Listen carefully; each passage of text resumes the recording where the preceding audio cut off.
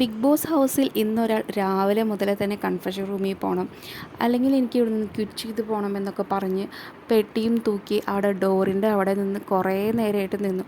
എന്നാൽ ആരും തന്നെ മൈൻഡ് ചെയ്തില്ല. ബിഗ് ബോസ് മൈൻഡ് ചെയ്തില്ല, മറ്റ് മത്സരാർത്ഥികളും മൈൻഡേ ചെയ്തില്ല. രതീഷായിരുന്നു ഷോ ക്വിറ്റ് ചെയ്യാനായിട്ട് പെട്ടിയൊക്കെ പാക്ക് ചെയ്ത് അവിടെ നിന്നത്. അവസാനം പുള്ളി തന്നെ ഒറ്റയ്ക്ക് കയറി വരാൻ ചെയ്തത്. കാരണം ആരും തന്നെ മൈൻഡ് ചെയ്തില്ല. അയ്യോ അകത്തേക്ക് കയറി വാ, പോവല്ലേ ഒന്നും പറയാനായിട്ട് ആരും തന്നെ ഉണ്ടായില്ല. പോണ സമയത്ത് നീ ഇവിടെ നിന്ന് പൊക്കോ, വേഗം തന്നെ ക്വിറ്റ് ചെയ്ത് പൊക്കോ എന്ന് പറഞ്ഞിട്ടാണ് വിട്ടത്. റോക്കിയൊക്കെ അങ്ങനെ പറഞ്ഞിട്ടാണ് വിട്ടത്. പിന്നെ മീറ്റിംഗ് നടന്നുകൊണ്ടിരിക്കുന്ന സമയത്തായിരുന്നു പുള്ളി ബാഗൊക്കെ പാക്ക് ചെയ്ത് പുറത്തേക്ക് ഇറങ്ങിയത്. അവിടെ മീറ്റിങ്ങും അതോടുകൂടി വലിയ അടികളൊക്കെയാണ് നടന്നിരുന്നത്. അതുകൊണ്ട് തന്നെ രതീഷിനെ ആരും ശ്രദ്ധിച്ച് തന്നെയില്ല. ആൾ കുറേ നേരം അവിടെയൊക്കെ നിന്ന് ബിഗ് ബോസിനോട് കുറേ വർത്താനമൊക്കെ പറഞ്ഞു. പിന്നെ അവിടെ ചെന്ന് സോഫയിൽ കിടന്നുറങ്ങി. അവസാനം ഉറങ്ങിയപ്പോഴാണ് നമ്മുടെ ബൗബൗ കുറച്ചുകൊണ്ട് വന്നത്.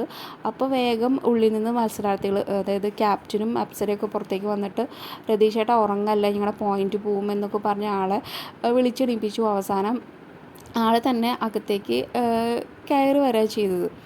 ആൾക്കൊരു ചമ്മല ഒന്നുമില്ലാതെ ആൾ അകത്തേക്ക് കയറി വന്നു. പിന്നെ അവിടെ അകത്തേക്ക് കയറിയതിന് ശേഷം റോക്കിയായിട്ട് വലിയ വഴക്കായിരുന്നു.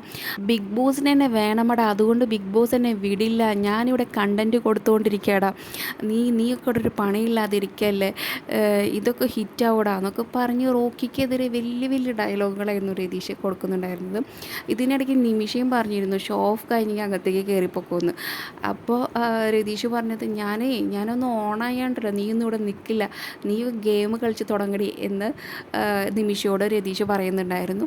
പിന്നെ അതിനുശേഷം ആളുടെ റൂമിലേക്കൊക്കെ വന്ന് ബാഗൊക്കെ വെച്ച്, പിന്നെ അതിനുശേഷം ജാസ്മിൻ വന്ന് പറഞ്ഞു എന്താ ചേട്ടാ ഇങ്ങനത്തെ ഒക്കെ കാര്യങ്ങൾ കാണിക്കുന്നത്, നാണാവില്ലേ എന്നുള്ള രീതിയിൽ ജാസ്മിനോട് പറഞ്ഞു. അപ്പോൾ രതീഷ് പറഞ്ഞു ഞാനൊക്കെ ഗെയിം കളിച്ച് തുടങ്ങി, നീയൊക്കെ ഇനി എന്ന് ഗെയിം കളിക്കാനാ എന്നൊക്കെ പറഞ്ഞു ജാസ്മിന് നേരെയും പറയും. ആക്ച്വലി പുള്ളി ഒരു ഫുൾ എൻ്റർടൈൻമെൻ്റ് ആണെന്ന് തോന്നുന്നു ഉദ്ദേശിച്ചിരിക്കുന്നത്. ആളുടെ സ്ട്രാറ്റജി ചിലപ്പോൾ അതായിരിക്കാം, ഇങ്ങനെയുള്ള കാര്യങ്ങളൊക്കെ ചെയ്ത് പ്രേക്ഷകർക്ക് ഒരു എൻ്റർടൈൻമെൻറ്റ് കൊടുക്കുക എന്നുദ്ദേശിച്ചിട്ടായിരിക്കും ഇങ്ങനെയുള്ള കാര്യങ്ങളൊക്കെ ഉണ്ടാവുക. ഇതിനെക്കുറിച്ചുള്ള നിങ്ങളുടെ അഭിപ്രായം കമൻറ്റായി രേഖപ്പെടുത്തും. കൂടുതൽ ബിഗ് ബോസിൻ്റെ ലൈവ് അപ്ഡേറ്റ്സിനായി ഈ ചാനൽ സബ്സ്ക്രൈബ് ചെയ്യൂ.